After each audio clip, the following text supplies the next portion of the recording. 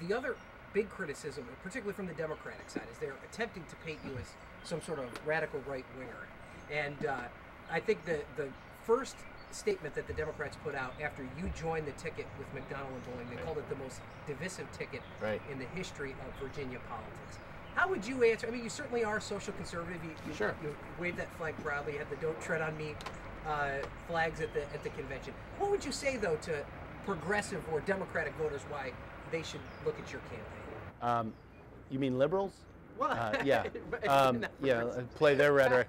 I mean, if you go back and look at their pronouncement after each Republican ticket was set over the last 4 or 5 election cycles, you know, one thing is for sure, their block copy works on their word processing. You know, they say the same thing every single time. And I've worked with Bill Bolling and Bob McDonnell for 7 years. They're both friends of mine. We've worked together on a lot of issues. We have a good professional relationship.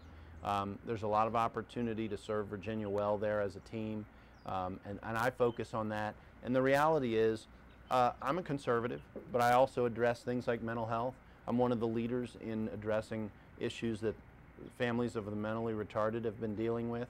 Property rights, again, an issue that I'm the leader on in the General Assembly, isn't thought of as a Republican-Democrat issue. There are a lot of issues that I've been working on that just don't fall into their caricature of me. And that's just fine. If we can confuse them, we're happy to do that. So. Do you think that do you think that some of these issues are more socially, the social issues that can become kind of these litmus test issues for some voters?